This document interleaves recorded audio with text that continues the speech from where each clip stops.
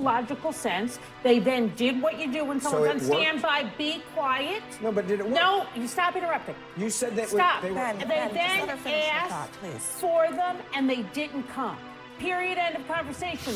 You were trying to de-escalate. They don't know de-escalation. If you were trying to, it doesn't. Did you read it? Not, the mayor's statement. This is not tit The for mayor's tat. statement. Hold on. It is not tit Hold on, Christine. for tat. What are you right? You are saying that this is organized by the Democratic Party and Marxist groups. What evidence 100%. do you have of that? Well, because you see trucks pull up with the pre-made signs that took 3 hours to make, dropping them off. Hal, just give me... We can always go back to January 6th and ask why weren't the National Guard called in then when police officers were being attacked. I can tell you why. Hold on. I can tell you why. Go back to Nancy Pelosi's own words. The president had opportunity. Because I think this is why this is only a political. That is exactly why this is a political stunt. This is a political stunt because the illegal border crossings are not happening. I am saying they are. And that they're a city of immigrants. Well, they're not a city of immigrants. They're a city of criminals because she has protected them for so many years. I mean, truthfully... Hello, everybody. Guys, let's get right into this segment. We got Dumbo, the MAGA pundit, just get completely embarrassed. And I think it's obvious Trump is trying to distract from a couple things and that his voters will just be foaming at the mouth seeing something like this. And I got a message for Hispanic Trump supporters later, but we'll get into that. Let's check this segment out and we'll talk about it. ...is at the table along with our analysts and guests. John, the biggest concern, I think, for LA officials, according to them, is that President Trump's decision to deploy the National Guard and send Marines to the area will only escalate the problem. Based on what you're seeing tonight, do you feel like there's still a need, if there was one yesterday and on Saturday?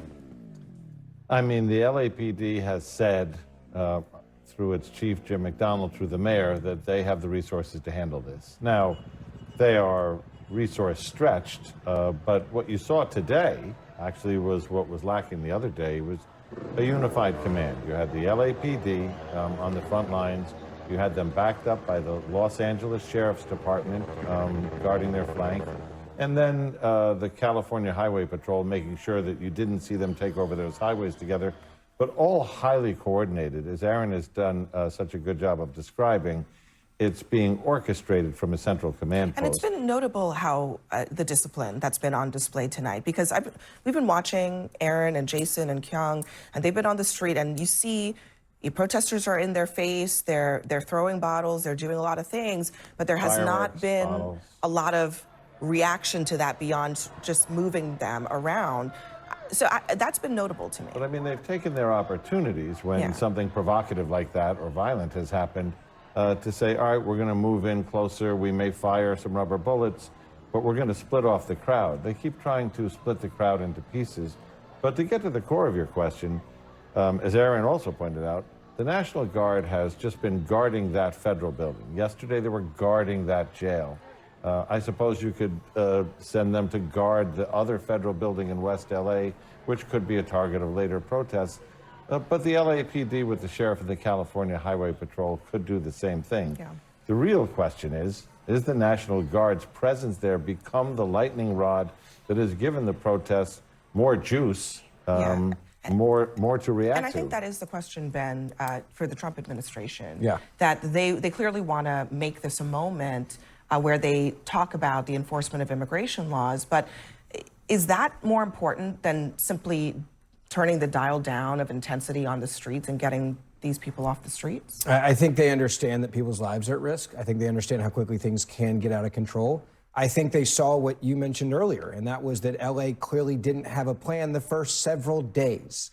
And having a family that's in law enforcement, a dad that has been a police officer in Memphis, Tennessee, when things get bad, they can go really bad really quickly. You see this happen when there's flashpoints. And the idea that we are going to now decide or argue or debate over who are good law enforcement and who are the ones that are antagonizing when clearly they're all trying to work together is total insanity when there's people that clearly want law and order. If I have a business in LA tonight I want as many law enforcement as I can have there, regardless of who they are. And by the way, this isn't unprecedented. I go back to the riots that happened in the 90s in LA. Everyone's acting like what Trump's doing tonight is like unprecedented. No, it's not. The Marines were called in by George Bush 41. Almost the entire city of LA was on fire at that point. But again, my question is, when you've seen it happen before, why wouldn't you make sure it never happens again? Here's a key difference. In '92, when the National Guard came and assisted with the LA riots, it was at the request of the governor. So that's the main difference between then and now, is that the governor and local officials have not asked for it. Here's what I would say. We have seen people make huge mistakes in moments for political reasons. I'll give you a great example of that is Katrina. I was at the White House the night that hit on August the 29th, and there was politics involved. You had a mayor that said, we don't need any help. And you had George Bush 43 was begging to declare emergency so he could send the National Guard. And they begged them not to put them in a death trap in the Superdome. My point is this. When you have people that only care about politics, and let's be clear, Gavin Newsom is obviously trying to have a moment here. Well, Donald Trump is always trying to have a moment. But Donald Trump's not running for re-election. That's exactly Gavin Newsom's trying to become president. That's a threat of no, he's arresting. not. He's already said he's not. Whatever. That's besides the point. That's besides the point. The point is Donald Trump has already threatened to arrest Gavin Newsom. This is only a political moment. Why? We can always go back to January 6th and ask why weren't the National Guard called in then when police officers were being attacked? I can tell you why. Hold on. I can tell you why. Go back to Nancy Pelosi's own words. No. The president had an opportunity. Because I think you're an honest man. Hold on. I want to go on first. True or false? Did they... 1 second before this fool gets into his nonsense. I think it's obvious Trump wanted this so that the news cycle can stop talking about him and his sad breakup with him and his ex-Nazi boo, Elon Musk. And how Elon revealed that Trump is in the Epstein files, which has Republicans all over the country freaking out, not knowing how to respond because mommy and daddy are fighting. When all of us are like, yeah, obviously, I mean, even if he wasn't in those files, this man has already been held civilly held liable for rape, has over 24 credible accusations of rape, and clearly has something weird for his daughter. The way he would talk about her, especially disgusting. No one is surprised. Republicans, only you dumbasses are so dumbfounded by the revelation. But like Trump said, he could shoot somebody in Times Square and you would still vote for him. He was calling you mindless. We all know if there was video evidence you saw with your own eyes with Trump on Epstein Island, doing whatever, you would still make an excuse. But you care about the children, right? Remember Save the Children chants? What happened to that, putos? The only question Republicans or conservatives would ask is if you should be wearing lipstick or not, if you know what I mean. They say to Nancy Pelosi that if you want to go ahead and bring in the National Guard and others, we will more than happy do that. And Nancy Pelosi was the one that said no. The president True or fanned the false? flames in True or false? January 6th? Yes. Beforehand, they said we will give you the resources before January 6th, and she said no. Guys, everybody, just 1 second. Let me just get everybody one at a time. Am I right or I wrong? want John to just answer that quick question. The Chief of the Capitol Police went to the architect of the Capitol and the sergeant-at-arms from both houses. The Chief of the Capitol Police does not know who they went to, but let's assume they went to their political leadership. Pelosi said this. That's what she said. And that they said they didn't want the National Guard brought in. They wanted them on standby. The day of the riot, Nancy Pelosi and Chuck Schumer are on the phone saying, "Can we get the National Guard?" Let me use that logic. All right, no. Hold on, Ben. My point is this. Ben and Mandela, just give me 1 second, okay?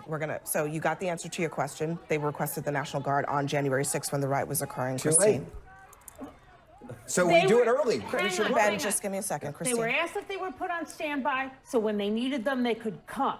They asked when they needed them. Them being on standby makes perfect logical sense. They then did what you do when someone's on standby. Be quiet. No, but did it work? No, you stop interrupting. You said that Stop. they were... And they then asked for them, and they didn't come. Period, end of conversation. They asked in the thick of the moment. They didn't get them. The difference here in California is the governor has not asked. That's the difference between 1992. If you want to talk about who's engaged in a political stunt, and I've criticized Gavin Newsom for being too political many times, but this political stunt is on the president, Donald Trump. Bringing in these National Guard has escalated the problem, A. B, they are not really doing anything, just escalating and adding tensions. And beyond that, it's a violation of the 10th Amendment. But Article 4, Article 4, Section 4 doesn't. That's a fellow New Yorker. I could hear it in the accent. Finally, someone told these Republican, conservative, MAGA pundits, whatever, to shut the F up. They're always interrupting. You would think Dumbo or Dopey over here, take your pick, can hear that someone is speaking at the moment with those bad boys. I will give him, he shut up, so at least he just listened. I'll give him that. But yeah, he was pushing some nonsense conspiracy again. That what, Nancy wanted the riot to happen? Why would, again, even on his face, even the logic, this kind of logic only works on Republicans. Why would Nancy Pelosi not want Biden to get the electoral votes counted? Our side won, you morons. The logic doesn't even make sense. Only works on Republican brains. Require the governor. Trump can send the National Guard in without the governor. So it doesn't matter. He can do it. He can do it. He can do it. That's why under invasion or under violence. The president has picked and choose which law and order he wants to enforce. Well, there's violence to his benefit, then there is law and order is not enforced. Look, I do think that this is an important. Hold on, Ben. Hold on a sec, Ben. It's an important question. Invasion, or a rebellion. Neither of those things are happening right now. Yeah, but that's not what the statute says. An invasion or rebellion. That's not what the statute says. So this is going to be tested. That's why California's suing, because they are saying that there is no basis for the president to do this just because he doesn't. They're suing under a process. They're suing a process. Right now, it's a law enforcement issue. The process didn't go the right ways to request from the governor to do it prior to doing it. It's a process. It's a process argument. I think that the bigger issue. The argument's a process in the court. They will lose, but they will lose. But it's not a process argument. California will lose. There's a reason why people get very concerned when we were talking about deploying military assets domestically, John. This happens, right? It has happened in the past. It happened. But it has happened many times. It has happened many times that using the Insurrection Act. But it does not often happen without the request of local authorities. Exactly. But I mean, what is from a law enforcement perspective, right? They are already dealing with a very tense situation. You bring the military into it when you have these crowds who have political grievances. They believe that this president is behaving in a way that they believe that Trump is defying the law. Then you bring the military into the situation. I mean, what does that do to a crowd like this? I mean, this is the crux of the debate that we're having. So there's two things. One, there's no doubt that the presence of the National Guard at these facilities in Los Angeles has become a lightning rod. We can debate whether that's right or wrong, but it happens to be a fact. So then the second question is, okay, what is their function there? In other words, what is their authority? If they are pushed, do they push back? If things are thrown from the crowd, do they deploy gas? We saw some of that on Sunday. If somebody fires a shot, do they open fire? How far away are we and I'm speaking about the larger United States, by matters of our own creation, are we two bad judgment calls away from Kent State when you create this, when you could just use the same amount of law enforcement personnel? You pick, surge a group of United States Marshals to that courthouse, surge more Federal Protective Police, or just say to the governor, keep me from sending the National Guard, send the whole California Highway Patrol or whatever it takes in terms of mutual aid to cover those places. None of that was on the table. Part of this is probably the game of political chicken about who's in charge here and who's showing force. I want to play what the Department of Homeland Security Secretary said tonight about the city of Los Angeles and about its mayor, Karen Bass. She is a train wreck of a mayor now that is endorsing these kind of activities, has allowed her city to be completely devastated with crime. And now she's holding press conferences talking about the fact that people have the right to peacefully protest and that they're a city of immigrants. Well, they're not a city of immigrants. They're a city of criminals because she has protected them for so many years. I mean, truthfully, I'm not sure what she means by that. I mean, is she saying people in Los Angeles are criminals, all the immigrants are criminals? Like, what is she talking about? I think she thinks that people that break into this country, and there are millions of them in California, that are here illegally, are criminals. Illegal border crosses are at a historic low right now. It has not been this low since the 1960s. Because Donald Trump was elected. But this is why this is only a political. That is exactly why this is a political stunt. This is a political stunt because the illegal border crossings are not happening. I am saying they are at incredibly low levels. If you were trying to de-escalate, you would not trash the mayor, regardless of their party. They don't know de-escalation. If you were trying to de-escalate, they don't know de-escalation. If you were trying to, it doesn't. Did you read it? Not, the mayor's statement. This is not tit the for mayor's tat. statement. Hold on. It is not tit Hold on, Christine. for tat. What are you saying? Hold on, Christine. What are you saying about the mayor's statement? Let's go back to what started all this. ICE went in. Raids. ICE went in to find the worst criminals that they were arresting that were accused of they went raping. To a Home Depot, Ben. That's actually literally what precipitated let this. me at least finish the list, okay? Because I know you guys don't like the list, but it's. I just want to make sure that you're not making general statements. I'm not. I've got their names. Do you want all of their names and stories? Hold on just a second. Jesus Hernandez, 26, a Mexican national, was convicted of transporting an illegal migrant into New Mexico. And then what did he do? Ben, he robbed some people. No big deal. I mean, just I've got a whole list. What precipitated these protests? What happened on Friday? I go back. It was a raid that occurred by Marxist groups and the Democrat Party. That's what precipitated. All right. 100%. Okay. They were planned for this. This is going to happen. No, time out. This is going to happen all over the country. Everybody, this is scheduled to happen. Hold on a second. Scheduled in 100%. They voted on an Christine and Mandela, please just hold on a second. We cannot hear when everybody's screaming. Hal, finish your statement. I mean, well, first of all, let's take a step back. Let's take a step back, okay? What we were talking about was the raids that they are protesting against, okay? The one that happened on Friday was at a Home Depot. People, some of whom were undocumented, out there looking for work, right? You are saying that this is organized by the Democratic Party and Marxist groups. What evidence 100%. do you have of that? Well, because you see trucks pull up with the pre-made signs that took 3 hours to make, dropping them off. Hal, just give me 1 second because we're going to go down to LA because Jason, Carol, there you are. We're hearing some flashbangs. We're seeing them on the screen. Tell us what's happening. Well, right now we've just seen the crowd moving. So the segment kind of ends there. They just show a little bit of that. But Hispanic Trump supporters, I hope you're feeling nice and comfy about all this that's happening.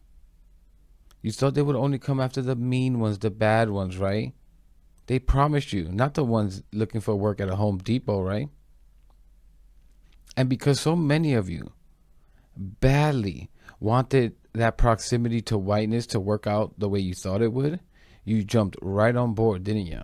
And that's a lot of you. Hispanics, a lot of people act like none of this exists. Like this forbidden knowledge. We all know that that's the true dark reason you really supported Trump and the Republicans. At least, you know, a good amount of them, of the Hispanic Trump supporters. This closing the door behind me mentality, jumped on board with anti-DEI, anti-woke, which I don't understand if you looked in the mirror, and look what it got you. If you think Republicans, and I've said this before 1,000 times, wouldn't get rid of every Hispanic in this country that was legally here or not, ay, pobrecito, you are sadly mistaken. I say the same thing about black people, brown people, whether Arab, Hispanic, it doesn't matter. If they could get us all out of this country, whether American citizen or not, they would in a heartbeat. The quicker you realize this, Hispanic Trump supporters, the quicker we can't And I'll say this in a nice way, all our lives will get better. But hey, Kamala, the black woman, must I say, told y'all this was going to happen. But I'm going to leave it there, guys. Let me know what you think about all this in the comments. Please leave a like, subscribe. Really helps push the message out there. And I'll catch you in the next one.